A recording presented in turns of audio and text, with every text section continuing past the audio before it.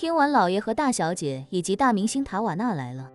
周围的人一个个都打起了12分的精神。虽说现场出现了费可欣的好朋友，让大家惊讶不已，但好朋友也毕竟只是朋友，不是费可欣亲自到场。而眼下要到场的人物，在日本可谓是手眼通天，他便是三井家族的执掌者三井良孝。三井良孝其人十分低调，低调也是三井家族历任接班人的共有特质。一般来说，这种人数众多的场合他极少参与，这次之所以亲自出面，主要还是太过宠溺自己的女儿。女儿是塔瓦纳的狂热粉丝，他这个当父亲的自然也要表现得积极一些。很快，几名黑衣保镖开道，一对50岁上下的中年夫妇陪着一个20出头颇有二次元风格的女孩子一起走了进来。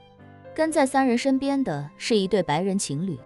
女性便是大名鼎鼎的塔瓦纳斯维特，而与她牵手的一个留着八字胡的壮硕男子，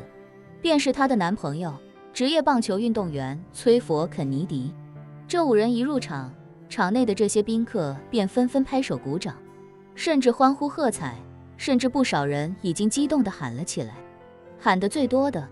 就是三井先生以及斯维特小姐。三井良孝自不用说，他在日本就像是三星家族的老大在韩国一样，谁见了都要毕恭毕敬。而塔瓦纳斯维特的知名度高得吓人，现场也确实有不少真正喜欢他的粉丝，比如萧初然和董若琳。不过让人疑惑的是，三井家族的一家3口表情都面带微笑，看得出是由衷的开心。但塔瓦纳和她的男朋友崔佛此时却拉着一张脸，看起来有些颓废又有些苦涩。此时佐佐木幸子在一旁对叶晨3人说道，这对夫妇就是三井良孝先生和他的太太三井雅，旁边的女孩子就是他们的独生女三井新美。董若琳好奇地问道，这么大家族的掌舵者只有一个孩子啊？很正常啊。佐佐木幸子开口道，这些年日本人越来越不喜欢生孩子了，现在日本有不少学校老师比学生还要多，有的学校的学生只是个位数，以后可能还会更少。董若琳点头道，生育率低我能理解，现在日韩的年轻人好像都不太喜欢生孩子，可是这么有钱的家族不喜欢生孩子还真是少见，有钱的大家族好像孩子都很多才是。说着，董若琳又道，我说句心里话啊，没有性别歧视的意思，三井家族这么大家业，难道不生个儿子来继承吗？不，佐佐木幸子摇头道，在日本这些上流社会的大家族来说，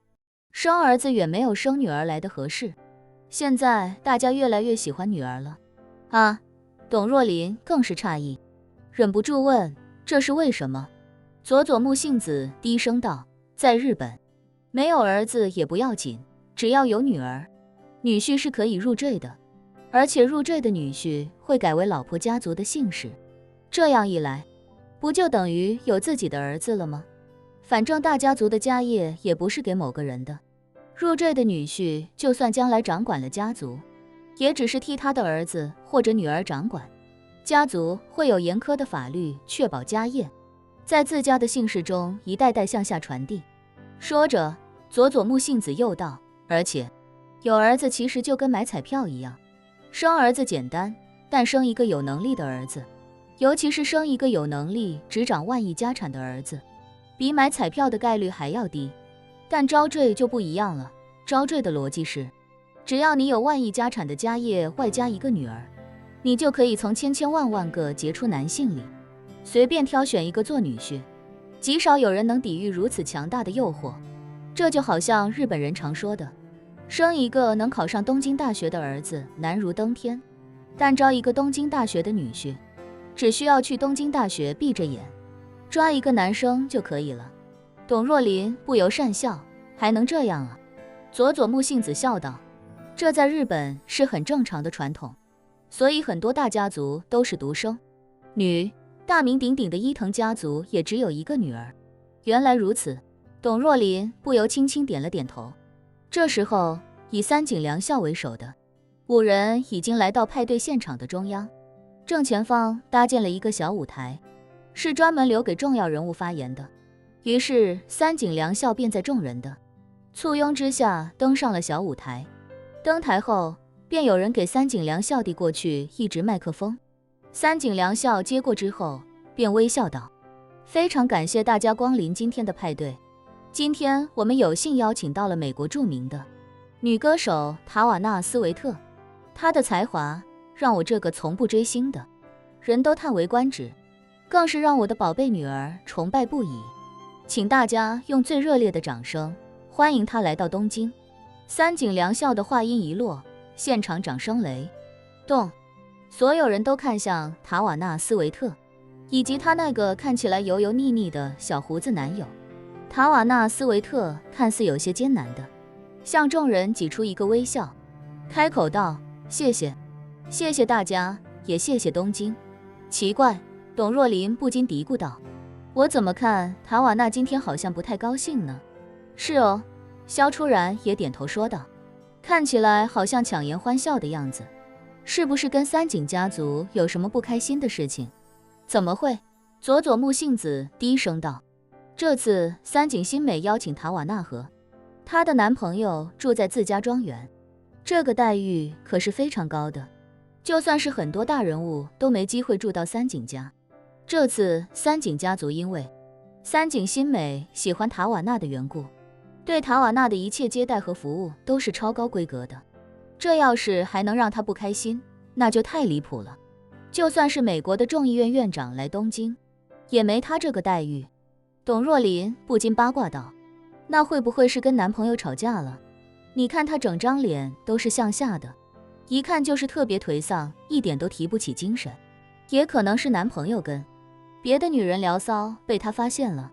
萧初然连忙道，若琳，你快别瞎猜了，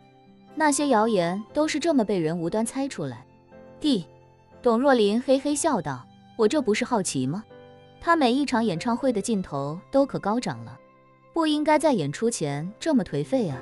我这是担心他待会儿的演出质量。叶晨这时候忽然说道，你们仔细看她和她男朋友，虽然2个人都很不高兴，都如丧考妣，但他们俩一直十指紧扣，没有松开过哪怕半秒。由此看得出，这个时候他们都很需要彼此。这就证明若琳的猜测是错的，人家根本就不是吵架，相反，人家应该是在共同面对某种磨难，颇有些风雨同舟的意味。共同面对？董若琳好奇地问，共同面对什么磨难？他俩一不缺钱，二不缺爱，俩人除了挣钱，就是天天坐着私人飞机满世界搞对象，满世界秀恩爱，这样的情侣能有什么磨难？难道他们的父母不同意他们在一起？也不可能啊。叶晨笑道，也可能是老家刚传来的噩耗，让他们感觉如丧考妣了吧。噩耗？董若琳诧异问道，这种人生赢家能有什么噩耗啊？叶晨笑道，你没看新闻吗？他们老家那旮沓现在是全国山河一片红了，我如果没记错的话，这些大明星可都是另一个颜色的。